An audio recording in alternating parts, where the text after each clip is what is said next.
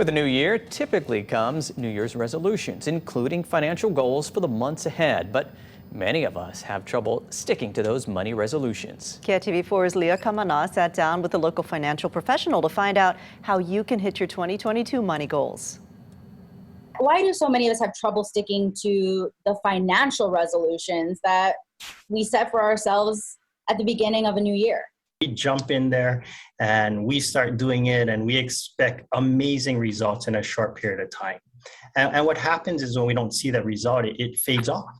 Kane Nakata, president of Milestone Wealth Management, says the goal is creating little habits that create big results. Small steps, which give them small wins that keep us motivated throughout a period of time. One way Nakata recommends creating small steps, a weekly program, which can be easily implemented this January. Week 1, take inventory. Don't do it all at once. Spend maybe 20 minutes a day, figure out what assets do you have? What have you saved? What have you acquired? And then figure out what your loans are. Week 2, start saving.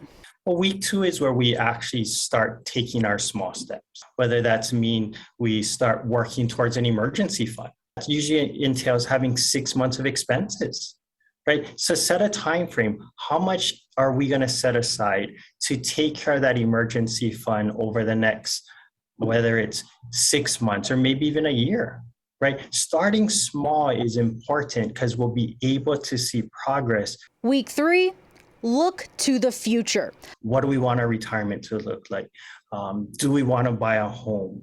Do we want to, have a certain type of lifestyle? According to Nakata, as we look towards the future, it allows us to back into our goals. Figure out how much you can set aside every month or paycheck to reach it.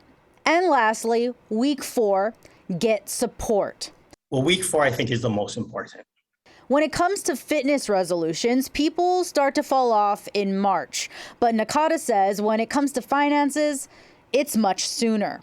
We have to surround ourselves with people who are going to be supportive of our goals, to remind us, hey, this is what we committed to. This is why we committed to it. This is what we're trying to accomplish.